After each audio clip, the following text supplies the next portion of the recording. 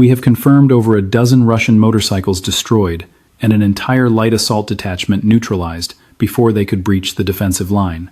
This was not some strategic maneuver that redrew the map.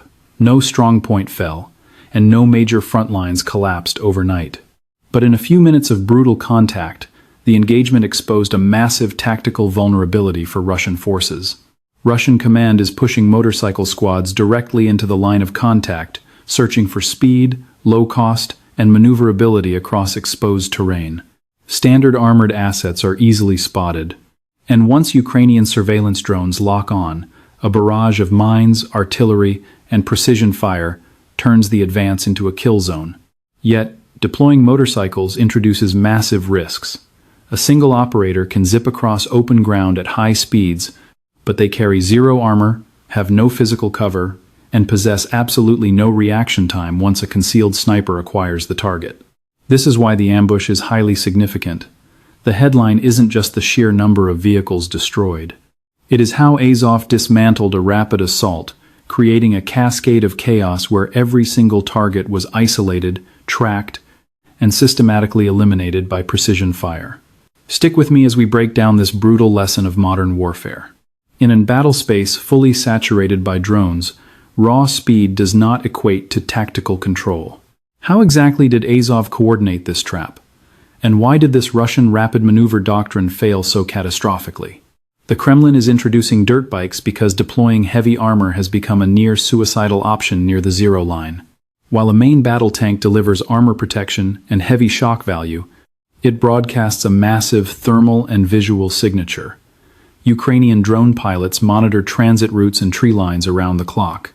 Once an asset is spotted, the entire assault formation can be shattered before it ever reaches the trench line. FPV operators execute strikes from highly vulnerable upper and flank angles, as minefields and indirect fire bottle up the convoy and expose choke points. This crisis drove the shift to bikes. Russian commanders desperately need to transport assault infantry across open fields without relying on heavy, highly visible armored transport options. A motorcycle is incredibly cheap, small, and fast. It disperses troops across the battlefield, rather than packing them into a single vulnerable target. But these squads are not just transport units. They operate as advanced scouts, baiting Ukrainian defensive fire, harassing forward lines, or searching for gaps that armored follow-on forces can exploit. In several operations, these riders are deployed as the primary vanguard wave, crossing open fields faster than dismounted infantry and dodging fire better than slow armor. On paper, this tactic offers Russian forces a crucial tactical shortcut. A rapid element can slip through defensive gaps, secure a tree line, and establish a foothold before defenders can coordinate a response. If the maneuver succeeds, it sows confusion and forces Ukrainian gunners to reveal their concealed positions early. This is precisely why these bikes are routed through areas where heavier machinery is easily spotted. Narrow dirt paths, ruined farm roads, or tree lines look like narrow windows of opportunity to slip past aerial surveillance and artillery. But that tactical shortcut carries extreme risk. High speed simply cannot substitute for physical protection. The operator is utterly exposed from 360 degrees. There is zero armor against snipers, no overhead cover against drones, and absolutely no protection from the devastating fragmentation of close-range artillery impacts. Ultimately, the single feature that makes this approach attractive is also its fatal flaw. A dirt bike can bypass certain threats through speed, but it cannot survive incoming fire once caught in the open. If the corridor is monitored, if the approach vector is anticipated, or if the riders are funneled, their speed becomes completely useless.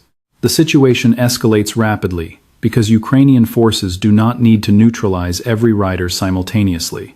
They only need to detect the movement early, map the route, and pre-register their kill zones before the target arrives. At that point, the assault unit is no longer dictating the tempo. They are driving directly into a pre-arranged trap. Therefore, we should not view this motorcycle doctrine as a viable counter to Ukrainian drone dominance. It is a desperate tactical gamble on a modern battlefield where safe options no longer exist. The Russian military is trading armor for speed, but velocity alone cannot replace cover, tactical coordination, and local air superiority. Yet, while Russian field officers hoped these agile squads would slip through, the Azov Brigade was actively preparing a complex ambush designed to shatter that momentum at the very first moment of contact. Azov executed this defensive operation by completely refusing to engage the enemy on Russian terms. The Russian bike squads relied on raw speed, noise, and a sudden shock. The Azov defenders needed the exact opposite. Our sniper teams demanded absolute silence, extreme distance, and a deadly choke point where those bikes would be fully exposed. That is why our forces held their fire. They did not chase. They waited for the riders to enter a fully mapped kill zone. Terrain was the absolute key. On the approach, the hostile motorcycle unit used trees, micro-terrain, and ruined structures to mask their rapid advance for a few vital seconds. But further down the path, they were heading straight into a lethal trap. It is the classic tactical trap, inviting high speed, but completely exposed to overhead surveillance and flanking fire from the high ground. Azov sniper elements established concealed firing lines overlooking this open corridor while staying completely off the main axis. Our operators utilized dense tree lines, elevated ridges, and gutted concrete ruins for cover. These old trenches provided a devastating view of the approach. The objective was not to spray a wall of lead. The objective was to establish a silent zone of total control where every hostile rider faced a critical window of exposure. This is where our FPV assets dominate.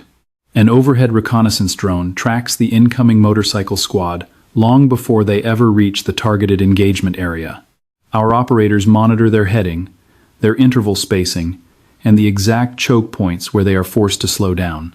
This real-time intelligence allows the sniper teams to adjust their optics and wait with disciplined patience rather than rushing. By the time the hostile bikes closed the distance, our defenders knew exactly what to expect. They mapped the formation's momentum, predicting exactly where the first clear shot would present itself. A rider leaning hard into a turn or decelerating on a ruined road is exposed for just a split second. In a chaotic firefight, that window is useless. For a locked-in sniper team, it is more than enough. The core of this ambush was raw discipline. The Azov Brigade refused to trigger the trap early. An early shot forces the squad to scatter. A late shot allows them to slip past. Our operators waited for the exact tipping point. So, the defenders held their breath until the enemy reached the point where speed failed and cover was non-existent. To the enemy forces, the open sector looked like a green light to accelerate. To our side, it was a lethal, pre-aimed corridor. Every meter pushed them deeper into a space where our teams held all the angles, the timing, and the priority targets. This was not a reactive clash. The battle began long before the first round was fired. It started with route reconnaissance, drone surveillance, and the tactical positioning of our marksmen, long before those engines even started.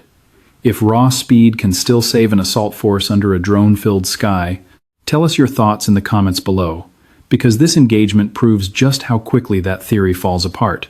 As the hostile motorcycle squad pushed deeper into the trap, the Azov Brigade was silent. No chaotic firing, just a single, surgical shot to completely shatter their momentum. That opening round crippled the entire assault because it targeted their tactical cohesion, not just a single operator.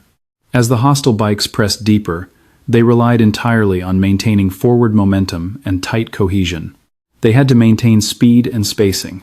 An unarmored unit cannot survive once individual operators begin to scatter. That is the exact vulnerability we exploited. The first shot broke when the lead vehicle reached maximum exposure. When the point rider is dropped or loses control, a violent domino effect instantly tears backward through the entire column. Following operators have only milliseconds to react to the crash, and those vital moments are enough to completely paralyze their momentum. A motorcycle assault is only deadly when it maintains speed. They ride in tight sequence, maintaining distance to cross the danger area before defenders can lock on target.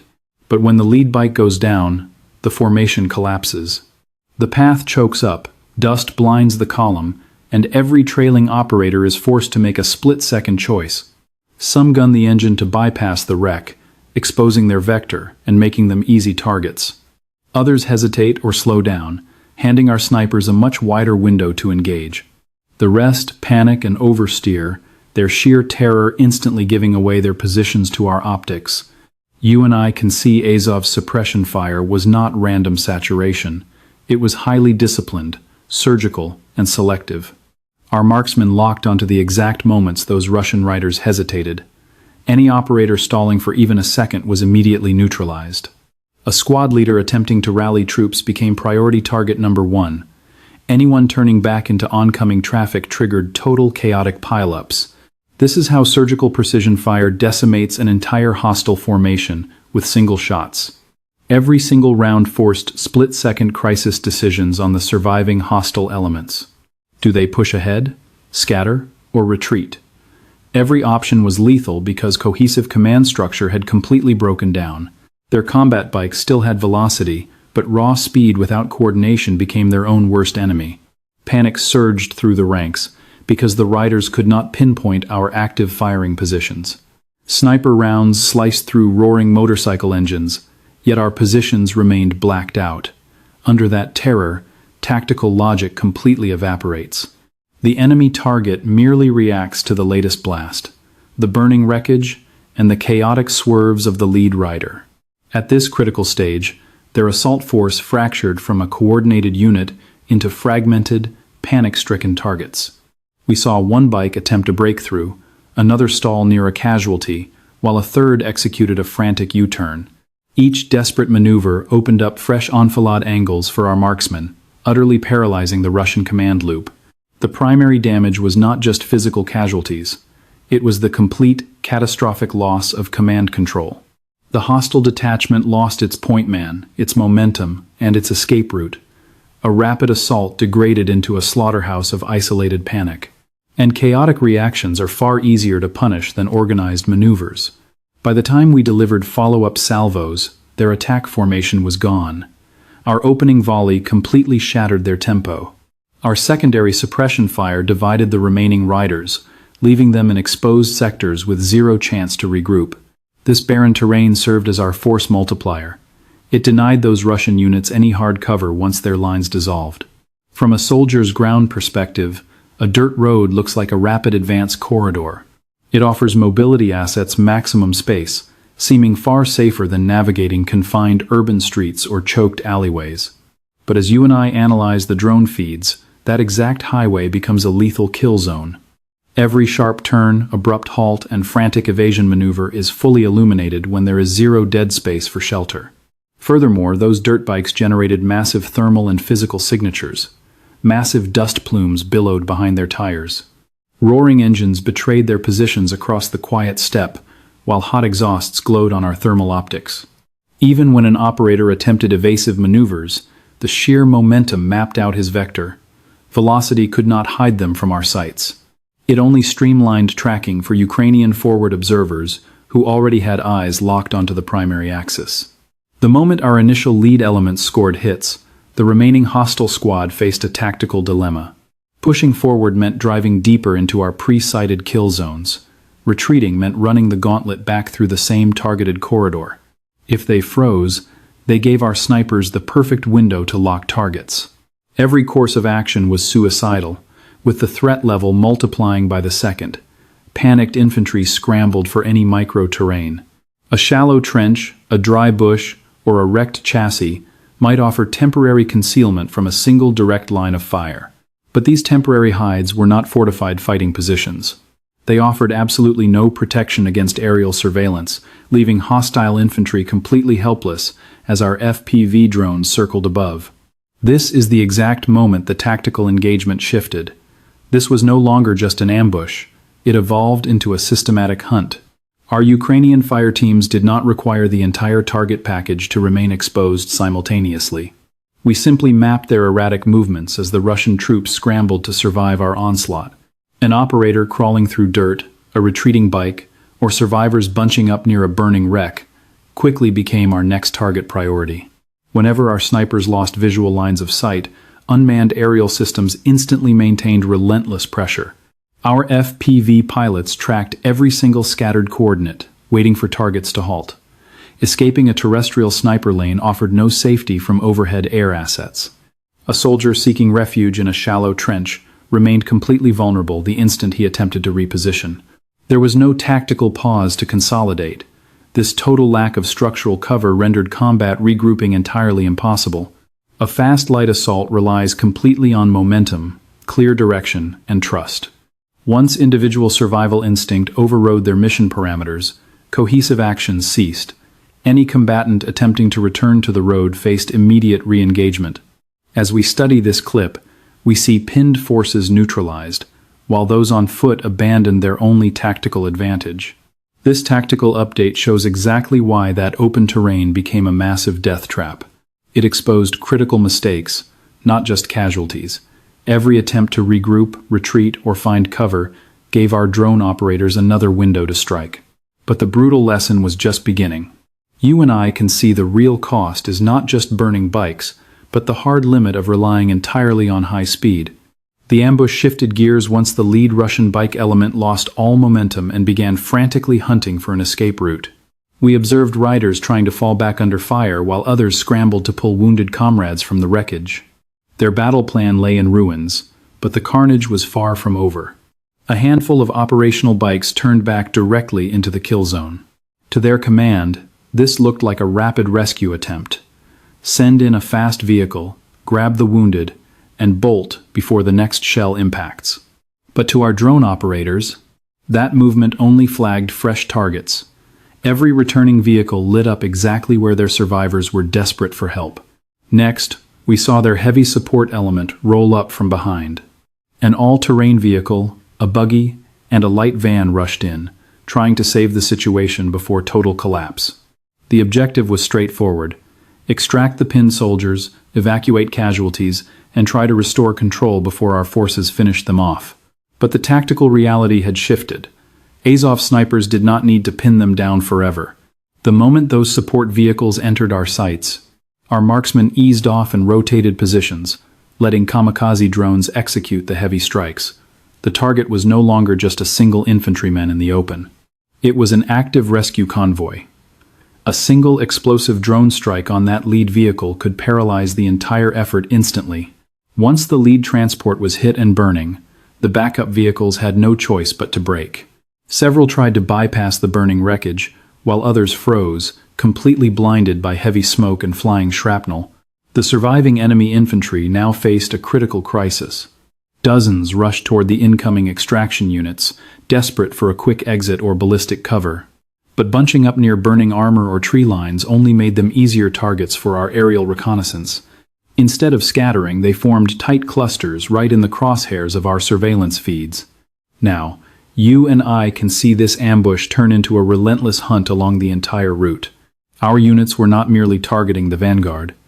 We aimed to shatter their entire evacuation chain and isolate the troops trapped in the open. Transports tried squeezing past the burning wreckage, but thick mud and debris choked the narrow escape route.